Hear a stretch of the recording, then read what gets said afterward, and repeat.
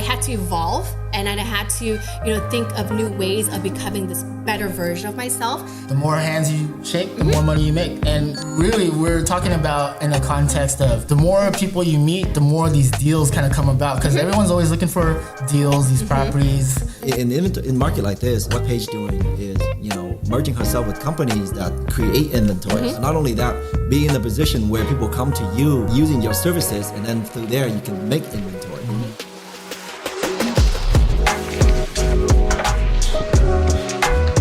As Evan is getting his B-roll and content, welcome to another episode of Cash Flow Bros. And we have a special guest today, Miss Paige Nguyen. Hello. Thank you so much for having me. Yeah, this has been a long time coming. Everyone probably follow Paige on social media or watch me and see some of the videos that we've been together for the organization that we found and actually running right now. It's called VNARP, the Vietnamese National Association of Real Estate Professional. Paige is one of our former president, and it makes you feel old. It does. Former president, Miss Former President. There you go.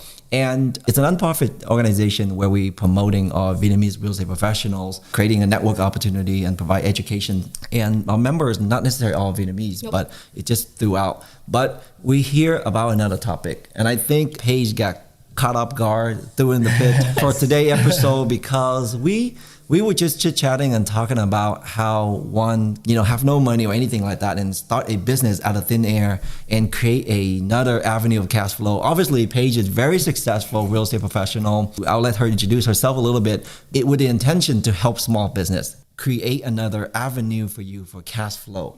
And as you know, you're on Cash Flow Bro. And it's all about cash flowing, creating multiple sources of income, because it depends on your age, where you are in your life, but you should have multiple sources of income, right? You can't wake up in the morning counting on that W-2 9-to-5 paycheck to paycheck. Or even if you want other luxury, for example, if you want to drive a nice car, create a source of income, cash flow that pays for that nice car. You see what I mean? So without further ado, thank you, Paige, for being on Cash Flow Bros. Please introduce about yourself. Thank you so much. So serving as the past president for VNAR for the last 3 years, and been in the real estate profession industry as on the residential side for about 8 years. And I think over time, being involved in the nonprofit, I've always been very community driven, very community forward. So naturally, being on social media, promoting my community, promoting, what is it that I do, and then bringing to where I am now. The conversation is like the average millionaire has 7 streams of income. I remember that book, I remember that saying, and exactly. And over time, it's just like, you can't just have one, like Evan said, one source of income. You do certain things, and sometimes businesses kind of happen overnight, or just kind of these opportunities. I think 80% of business time happen by accident. By accident, yeah. And the most enjoyable thing is through life, everything's trial and error. There's a lot of, I've come to realize and learn that I'm not afraid of failure, because every failure you learn, there's a lesson out of it. And if you don't fall flat on your face, how are you going to progress and learn from your mistakes and move forward through life? So flash forward today, where, now I'm currently, my new office location is in Vietnam Town. And, naturally, there was an untapped market where there wasn't a lot of online presence for Vietnam Town. Yeah. And me just being there, I say, for whatever time, whatever length that I am here, I want to give back. I want to promote Vietnam Town. I want to promote and learn the stories of the business owners in Vietnam Town. And that's just how that's just my intention. So it just within a month, by going around, introduce myself. Hold on. Before we get there, I want to slow you down a little bit. And I want to make sure our audience is capturing all the information here. Tell us more about your current business in Vietnam Town. Yeah. And, so you just changed company lately, but why did you decide to move in a more of a niche location like Vietnam Town? Great question. So my background, like I mentioned earlier, I'm a residential realtor. I recently switched brokerage as a boutique brokerage, but I think in the forefront, I've always wanted to be, I was never meant for a traditional brokerage. I knew I wanted to be in a very modern, very niche corporate structure. More culture structured. And then when we had the expansion that they were going to have a new office in Vietnam Town, my previous office was in Santana Row. in the very beginning, everyone's like Satana Row, but over 2 years, it wasn't fulfilling for me. There was just something missing. And being, serving in the Vietnamese community, it was homecoming for me. There was just something that I felt that was a calling. And like fitting in the gloves. Yeah, and then on top of that, our VNOT board meetings is also Vietnam Town. So it was just, everything just kind of fell into place. So when my new office opened just a month ago, and I was like, I'm gonna maximize and make the most out of my time here. And just with a short couple of weeks, me, just being in Vietnam Town, learning that there was just so much activity, there's just so much culture, there's just so much stuff that's going on that not a lot of people know about. Right. And using my, experience and knowledge, I already knew I can help, these business owners. And so I took over the Vietnam Town Instagram, and I just wanted to highlight the businesses that was in Vietnam Town. I wanted to get to know the business owners. I wanted to promote their business. I wanted to drive more foot traffic, and make it more lively. So what you did there is you took your experience, let's say your professions, so what you know, and then you combine it, you add a little salt and pepper and your passions. Yes. And your, why you joined VNOP. And I think I recruited you to join VNOP because of your background in writing. You're telling a story. Just so many of you guys know, people are now on social media are now gravitating to stories because why we call stories shorts and things like that, why Instagram call it stories, right? Because it's really a story. You're in about 30 seconds, you're sharing something about your life. And as a background in writing and also with your profession in real estate, you came into this idea with a passion to help other. And now tell us more about the business that you recently found. Yeah, so, I made it a daily activity where I was going to walk around, introduce myself, get to know, what type of businesses were in Vietnam Town, because before, I was just in and out. And then the more I talked to business owners, I started realizing there was a consensus of a lot of people didn't have an online presence. A lot of people didn't have Yelp pages. They didn't have an Instagram. And a lot of these pages were inactive. So I said, I'm going to bring all this together and revive the Vietnam Town Instagram. And I just want to feature all the business there. And then the day-to-day, because, being a consumer, eating at all the great restaurants, there's 8 boba shops in Vietnam Town. And I just want to share my experience. Wow. And slowly, out of the blue, when I was introducing, the Vietnam Town Instagram, I had a business owner who told me that he needed help. And then from there, it became 5 other conversations that all said the same problem. They needed help with their social media. Right. And this is my passion. This is something I'm good at. I know I study the metrics. I study and, all the social media platforms. So for me, being community focused and driven first, this just naturally came about. And it wasn't because I was pitching or I wanted to sell something. It was me, providing value. And in return, the business owners came with me with an issue that I can help solve. I love that you're getting into this, and what you were saying earlier about how all these businesses that you came onto just happened overnight. I totally disagree. I mean, it feels like that, but it totally makes a lot of sense because from what everyone was saying, from you starting writing and having that passion, and obviously stories sell, but it also does what you've been wanting to do, which is build communities and have like kind of a passion for that. And then all of a sudden, you using that passion, it just got you opportunities to all this kind of cool stuff. I also want to commend you on one thing, which is bless your heart for wanting to do social media for all these Vietnamese community people. Because even for myself, I have parents, I have cousins that have businesses that ask me to do their social media all the time because I do social media, and I'm like, please, I can't help you at all because I don't want to show anything. I don't want to be tech support. Right? But you took that niche and you're running with it because also you're a community builder. So it all kind of is working out. Kind of cool to see. So is this the new genesis of Paige? Tell us more about your vision and where you're going to take it from here. Yeah, I think this is something that naturally it wasn't something I didn't think I was going to run a social media business. But anyone that has known me in the past or has followed me or are friends with me on social media know how active and present I am. And I think by that strength, if I can help, one, but being able to help many others, that's the most important thing to me. And going forward is, okay, how, if this is going to be able to grow to, 10 business owners that want our help during the month, I'm not going to think about the bigger picture. How many other team members can I bring on that can help, that this is also their passion. Yeah. So I can also help them find, is it that what they want to get better at? What is it that their skills, and who is it that they want to help? So I'm creating another avenue to have people explore their passions. What's one thing that if someone was listening to this, right? Because you have had your toes dipped into a lot of things that came through your passion, like the community building got you good at real estate because you were helping people build those relationships, and then the staging came out of nowhere because you were building relationships with these real estate agents that needed help with that. And then fast forward to this, what's one of the key things that you would say to somebody who's trying to start out, trying to get into your position and Yeah, I think a lot of times, like, even for now, like hopping on this podcast, I didn't even share fully, like, me being a realtor. I also have a staging business and then being community focused. I think what it is I'm always open to trying new things. And I think along that way, it's just a self-discovery. You don't know what you're good at until you try, and you don't know what your strengths are until you explore, the opportunities and kind of just take it and just run with it.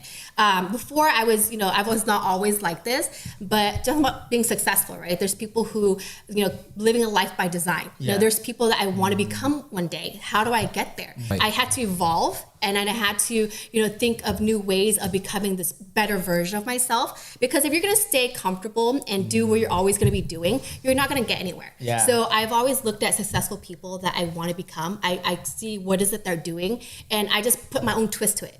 I want to be authentic and genuine to myself. I'm not going to go on and, and live this, fabricate this life where that's not true to who I am. Yeah. So all these things that, I'm talking about community, my staging business, social media, this is all things that I love to do.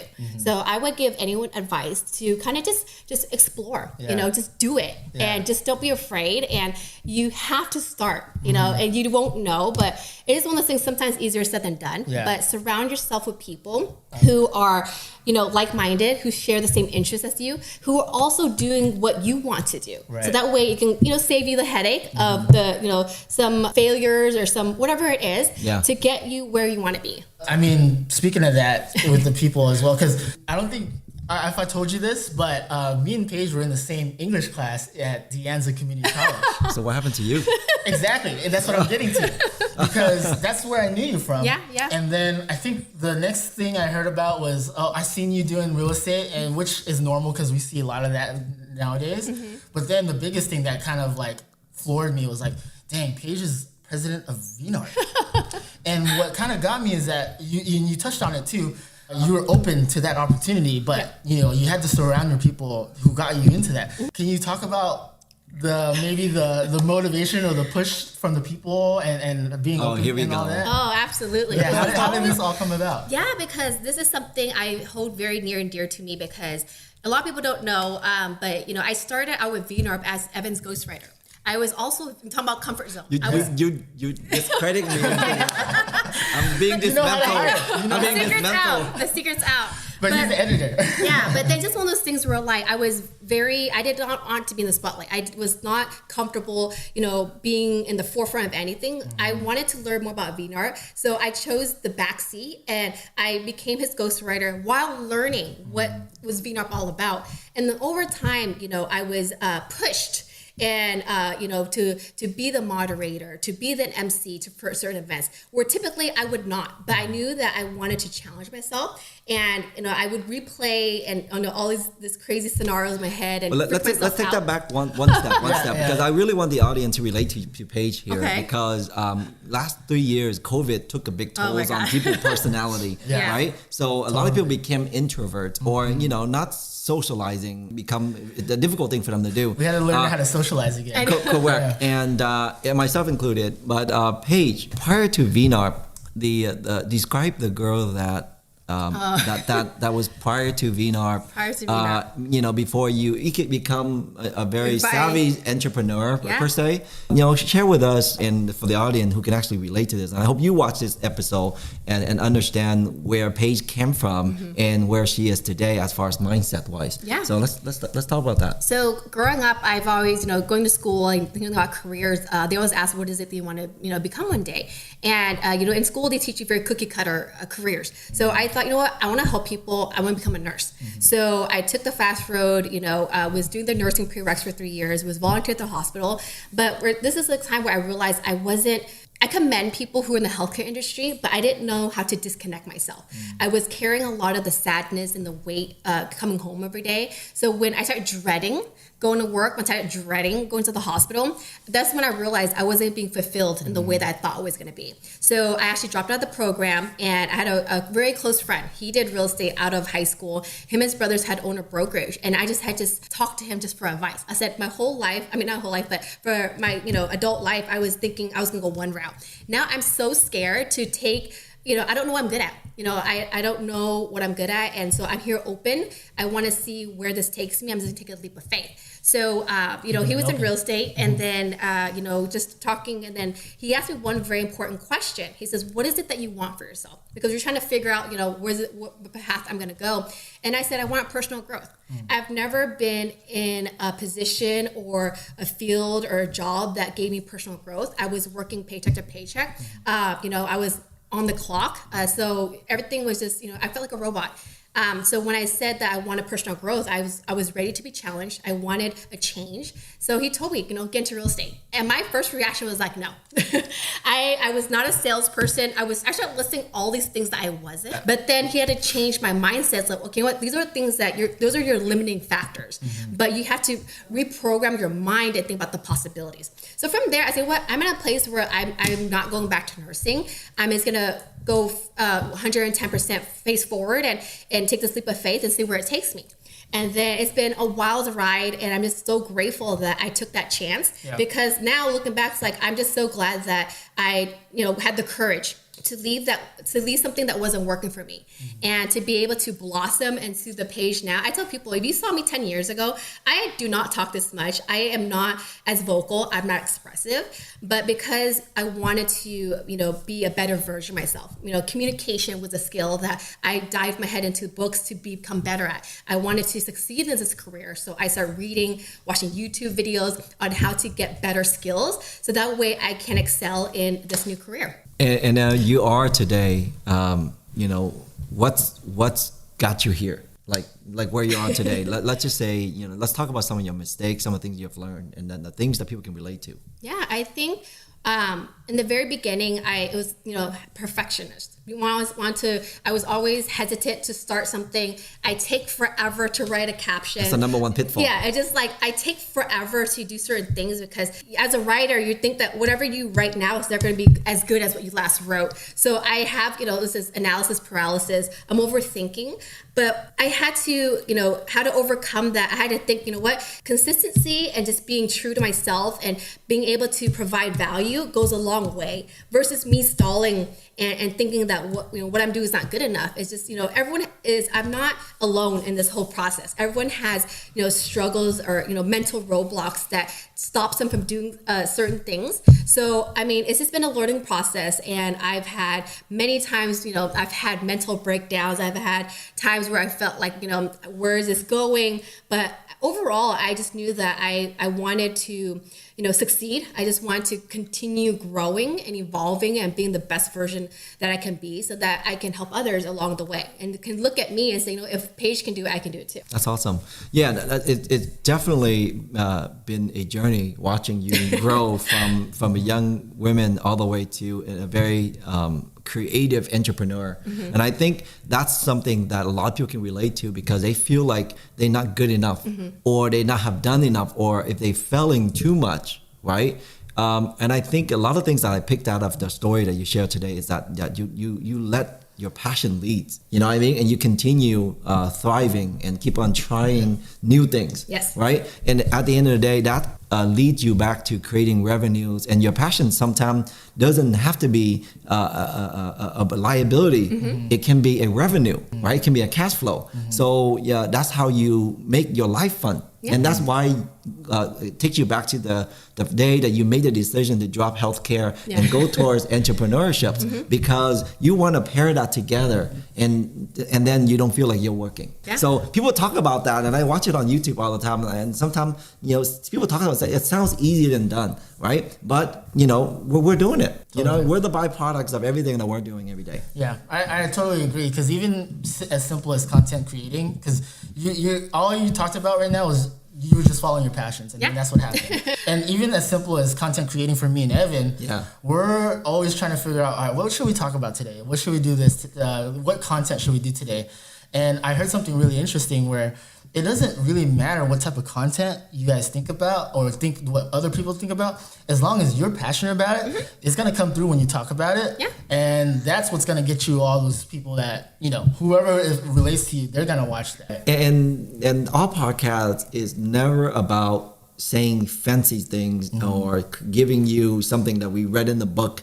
It's life stories and also, people mistakes and our mistakes that we've learned, that we hope that our audience can gravitate to these stories and pick something out of it and help themselves, right? So I think that's why this podcast is for that purpose. Is never, we're not selling anything, right? Hence the bros, because we're just trying to keep it casual. And, girls can be bros too, but we want to keep it casual and let everybody into the conversation that we're having.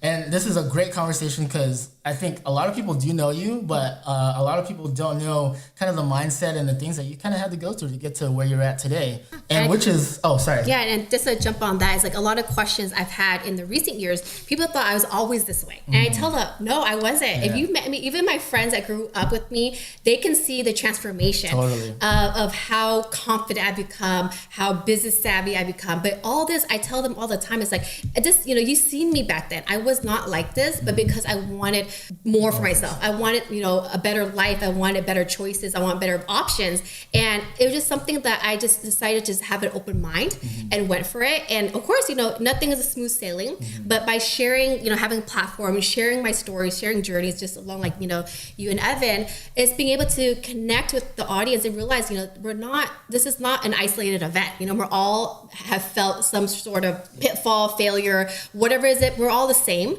It's just we had different journeys and paths to get to where we are. But yeah, nothing, success is not smooth sailing. Totally, yeah. There's definitely someone that can connect with your story for sure.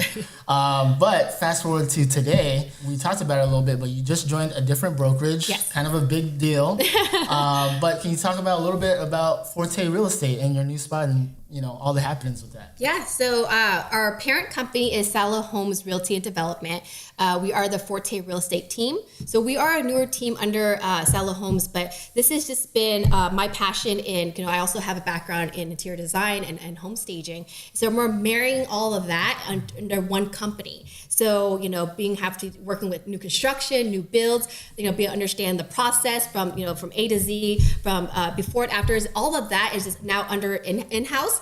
My office is shared with an architect who also is Vietnamese, and we also work with a developer. So everything is just, it ties in, and I'm just learning so much. I'm just so grateful to be able to level up in the stage of my career. Having all the experience that I've went through now is always asking what's next. So, and also the location is just, being able to be in Vietnam town, having, a presence there, and now just like one-stop shop where I'm able to, do my work and give back to my community at the same time. So let me sum this up. Who wouldn't want to come to work surrounded by 8 boba shops? Yes. And all you walk around is talking to entrepreneurs and helping clients building luxury homes and, putting your thought and creativity through someone's home and create something that people are gonna fall in love with and live on a daily basis. So I think that's a lifestyle. Do you think that lifestyle, let's just talk about that lifestyle a little bit.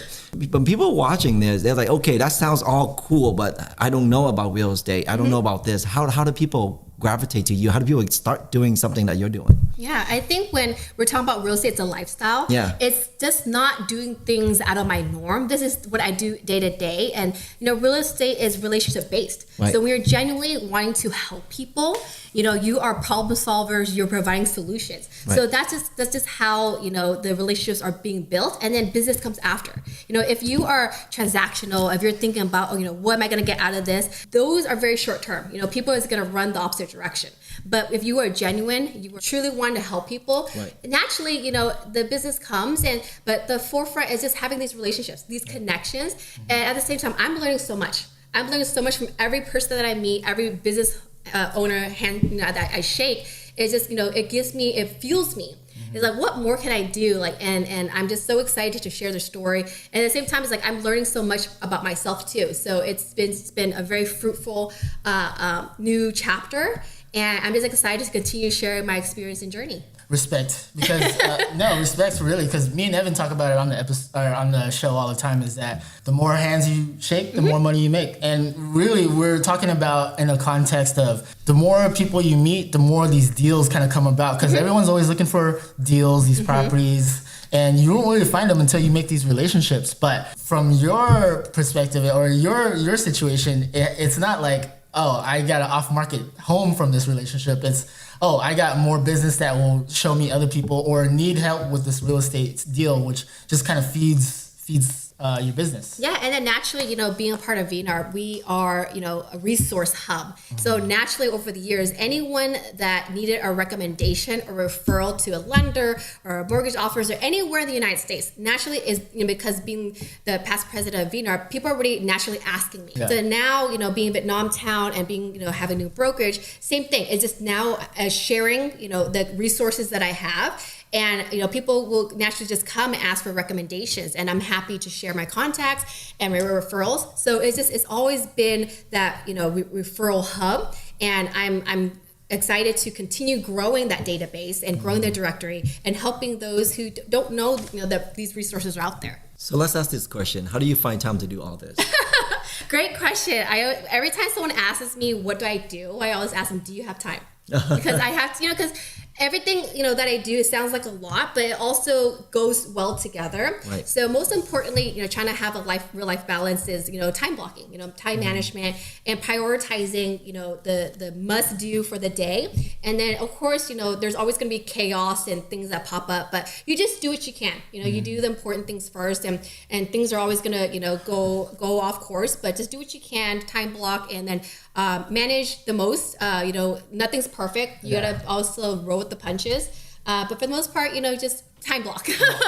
I'm glad you brought this up, because I remember talking to you before in the past, and we talked about how much we always just flake on our friends. Because our friends are always having something going on, and because of our type of work and our nature, like, we got to take care of our clients first, right? And it made me feel so not alone, because you're like, oh, I always felt bad for flaking on my friends. And, you're like, dude, I can barely go to the important stuff, right? Yeah.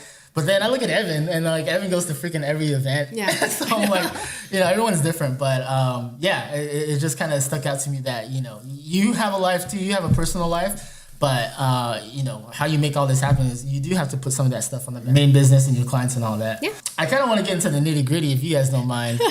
Because you did just start with Forte, and you're talking, I like the concept because you guys have everything in house. You guys have a designer, stager. I mean, I know, and it's just new, but where is most of the business coming from right now? Or like, what's the idea? Because there's a lot of real estate brokerages that pop up, but I mean, how are you getting business, and kind of talking a little bit about that? Like, what's the plan with Forte?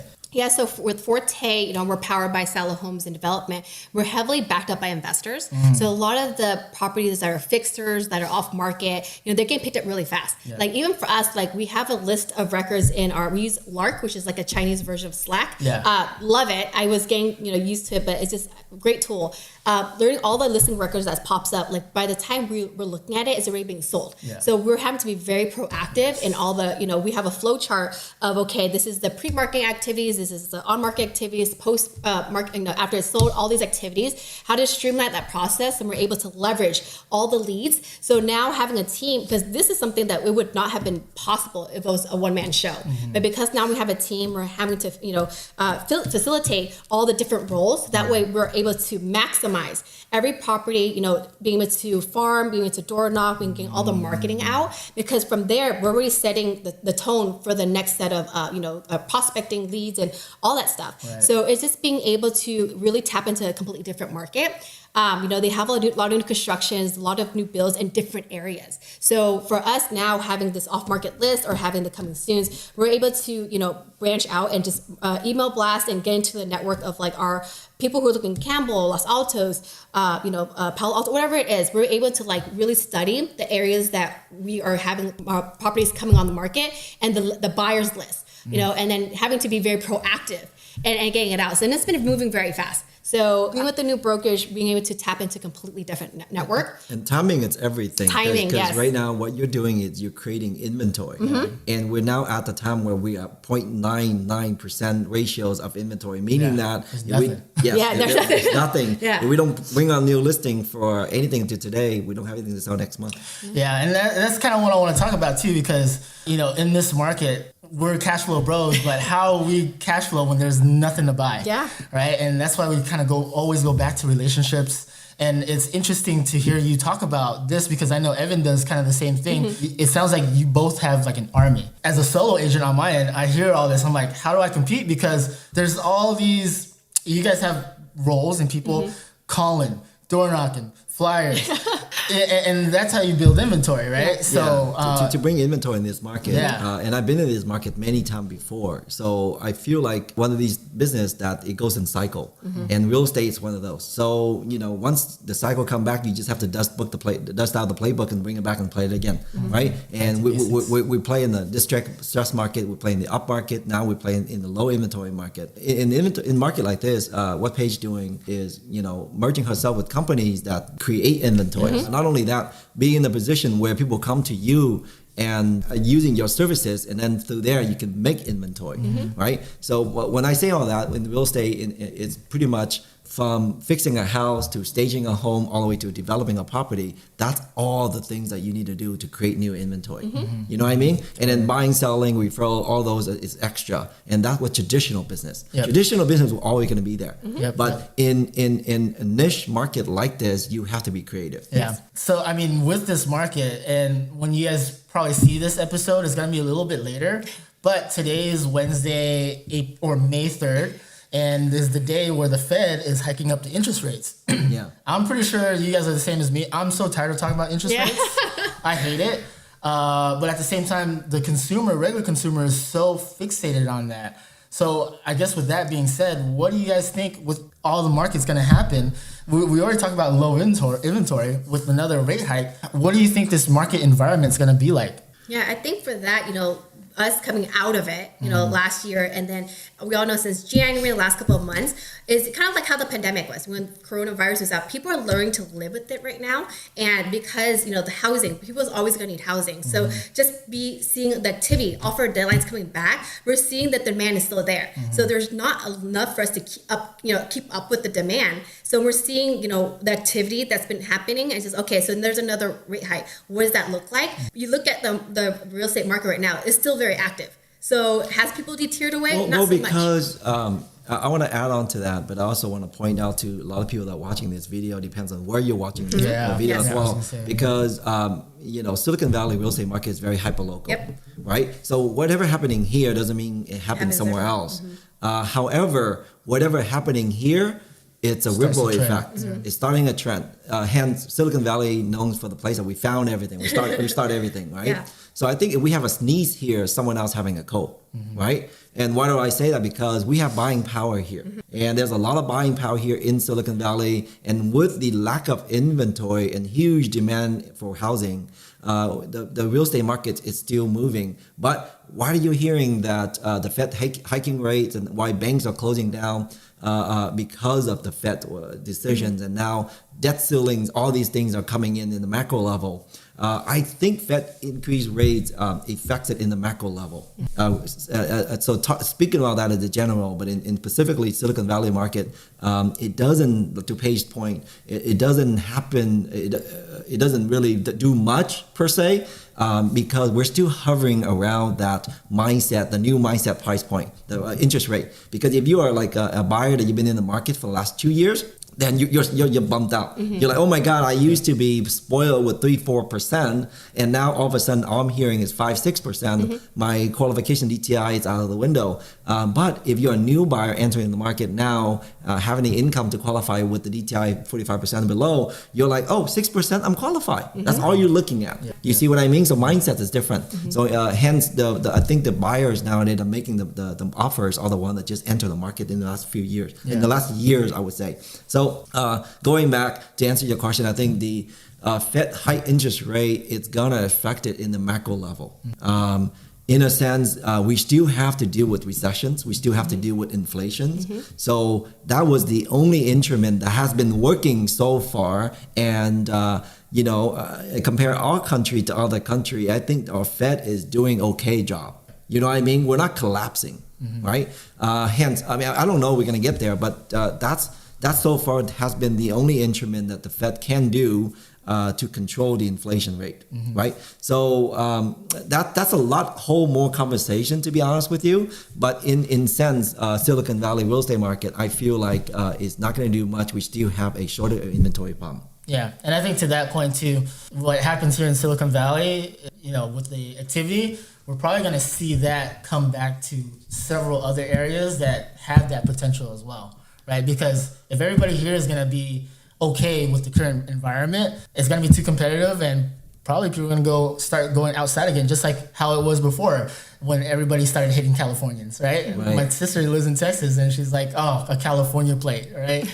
So I think that's going to happen again. And to that point, I don't want to sound like a regular real estate agent, but it's like right now, it's still confusing. Volatility makes opportunity. So if you are able to buy, it sounds like it's a good idea, right? Because we don't know what's going to happen with the economy, but so far it's still been inching up with every little tidbit of news that's happening. It's funny because people from other state watching this video, and they're like, you guys are crazy. California overpaying for everything. Yeah. But if you ever ask any Californian that moved out of California and ask them, do you ever feel regret? In a sense, they all somewhat feel regret, because I think once you move out of California, and you'll be priced out forever. You know what I mean? Yep. I have a friend that sold a home for $450,000 in Milpitas area and moved to Texas. Bought a house. His house went up double, but his house in Milpitas now is triple or quadruple. Yep. Right? And he wants to move back closer to his family, but he can't afford it now. Yep. So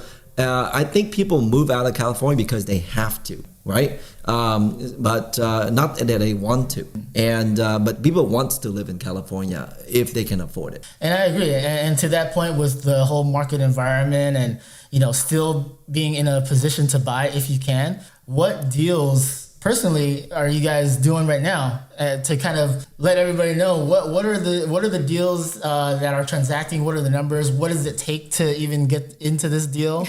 I mean, for example. I've had this is probably the worst year I've had since I've started real estate. I've only closed 3 deals, and I closed 2 deals my first year ever. So I'm close to my first year again. And with that, the whole market environment, how I got these people into contract is a little bit more creative. So that's kind of what I'm trying to get into, is that how what are the deals you guys are seeing now? What are the kind of the numbers, or what does it take to be able to find or get into this deal? Because like I said, for mine, 2 of them were off market. Right. And that's what I'm seeing a lot right now, is these buyers will go straight up to the open house. And this has always been happening, but more so than ever, I feel like, is that because there's no homes available, they're going straight to the source. They're going straight to the seller or the person who works with the seller, and all right, I need to find this deal. So, I mean, what are you guys seeing? For me, I think we're posting the best quarter in record. So I don't believe it's the market. I think I'm all believe in the playbook. You know what I mean? This has always been in the playbook in the low inventory area market like this. We find our deals through many different channels. Social media is one of the platforms that our team rely on heavily. But also than that, our past client.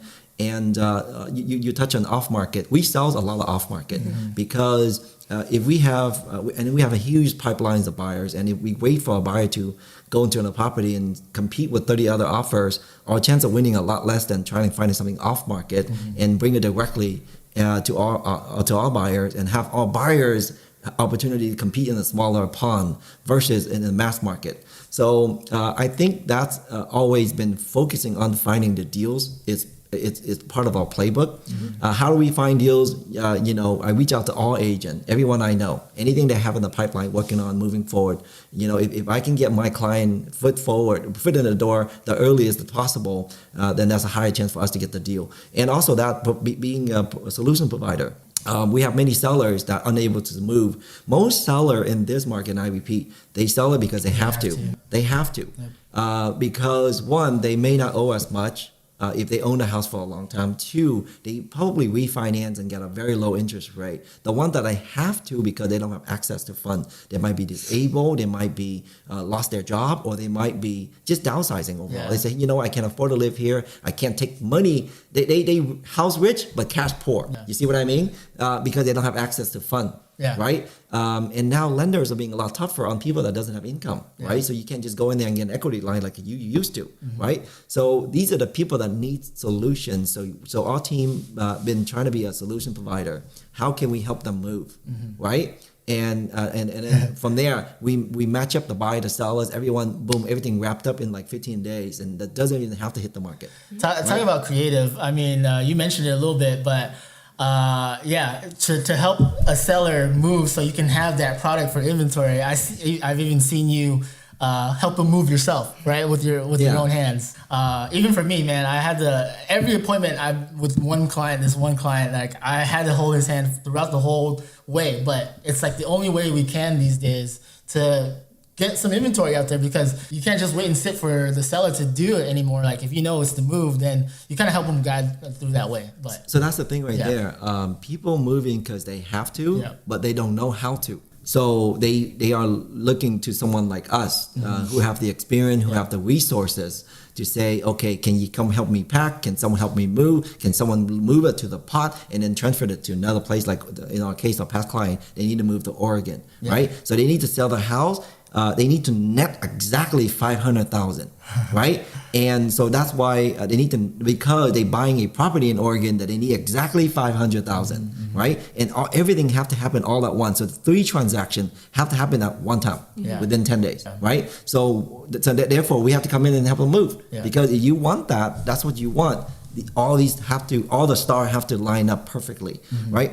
So we brought in a team of strategists, and we sit down and say, okay, we have a team that specializes in moving. We have a team member, a team that specializes in Oregon. So we got all in the Zoom call and say, okay, how can we help this one particular seller? And then boom, solution came. We executed it and it happened perfectly. Yeah. And I think that's many cases like that. We also have another family that we're helping right now too. Same thing. So with this market, to find inventory, you have to be the solution provider. Yeah. And props to that too, because flexible. Because I think a few years ago, it wouldn't have crossed my mind to help a seller move to get his business. And that's a lot of new agent problem. Right? Yeah. Because a lot of new agents that have been in the business less than 5 years, they enter the market where you put the sign in front of the house and it's sold. And you've been spoiled because you're being put in the high pedestal, and the buyer agents are begging you to get an offer accepted. Right. Now it's different. Yeah. You know what I mean? No, I totally, I feel that. And it's also, there's a saying that sticks out of my head all the time. And it's the young man knows the rules, but the old man knows the exceptions. You calling me old? And, just saying that, a lot of people, when you, like you said, first start this business, you only know one way of doing it. So you think those are the rules, right? But as you get more experience, you get to kind of get more flexible, and we can try to work around that and get you here and do this, right? So, just respect to that, and kind of give you some more mindset stuff to kind of do these deals. So then I also want to share my secret weapon on how to get deals, right? Because on top of what Vin shared, what Evan shared, so my secret weapon is being on the home staging side. Yeah. So I get to preview properties that doesn't hit the market, that people don't know about yet. Yes. They're sometimes in limbo. Yeah. So I have great relationships with agents that I go to the property, we do a walkthrough, we talk numbers, and I get an idea, and we get really close to understanding their motivation for selling. And for me, I always get permissions that I also share, the coming soon, that this property is coming on the market. I share it to my network, and a lot of times the agent wants to work with me. They're like, hey, bring me a buyer. So I've always continuously been able to promote, aside from all their activities, having to be very resourceful, having to, think about, you can't be just an average agent. A lot of buyers that are coming out of the workworks that see who wants to work, They want to know that you have, you know, a whole tool belt of all the things that you can help them, that not just what's on MLS, how are you going to be different? Yeah. And for we mean to work with you. So I lay everything out, being very active. Our team is constantly looking, you know, at off market. We're looking at Facebook groups. We're looking at, you know, email blasts that's coming out to match, you know, what is it that the buyer's looking for. But my thing, you know, that's different is being able to be a stager and getting to check out these properties before they hit the market. Because sometimes a lot of these clients where I also have a connection with property managers where they're like, my client's a landlord. They don't want to fix anything. They want to do very minimal. So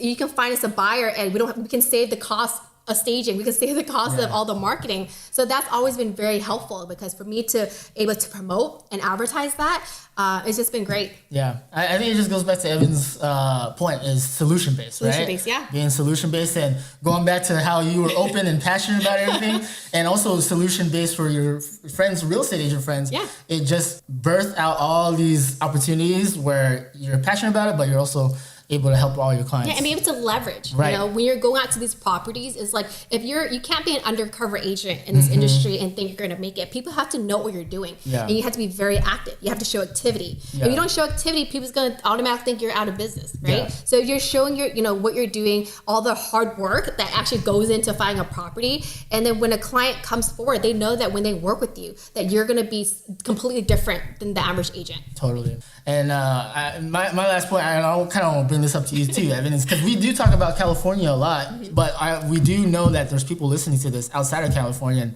I think for me, whatever you said, Evan, with the solutions and being open and talking to agents, having all those relationships, you don't have to just do that here. I mean, here is hyper competitive, but if you find your niche area somewhere else outside of California or even just outside the Bay Area, you can freaking crush it, right? Because we're just in this high, crazy environment. But taking the stuff that we got and just taking it to somewhere in Atlanta or in Texas that is untapped. I think real estate is the business that what we're really selling is information. You know what I mean? And especially in market like this, where it's such a dry market of inventory, taking back to the key word that you all learned is pocket listing, right? I know it's not really a compliant things anymore, but why did they call it a pocket listing? Because the person literally ripped a page out of the book. Back then there was no MLS. They ripped a page out of the book and pocketed it, right? So they can just keep it to themselves, or less people see it, the less competition.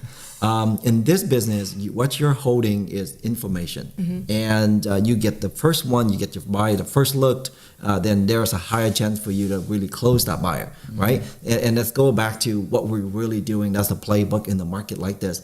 And yes, you do have to constantly make calls, and you don't have to make calls to your peers or your client. You can call the agents and get information. Yeah. You know what I mean? Especially busy agents, sometimes they don't have enough time to get the information out faster enough. But you're like, hey, I have 5 buyers are looking into that area, right? So Vin told me a property and I have 5 buyers lined up ready to go see.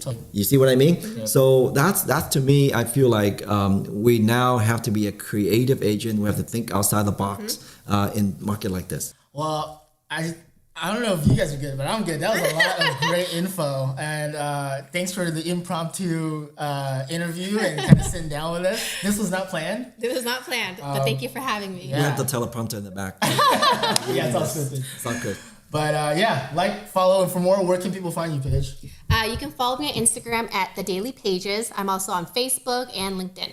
And you know where to find us. And Cashflow Bros, thanks for tuning in. If you like this, please subscribe, follow, shares, and we love whenever we get the comments like people are listening to this podcast while they're driving somewhere with their kids. We enjoy it. We try to keep it PG-13 going forward. And also, we're all about sharing ideas and things that can help you generate cash flow. Yeah, Evan's going to stop flying F-bombs and all that. So. All right, thank you. See you guys.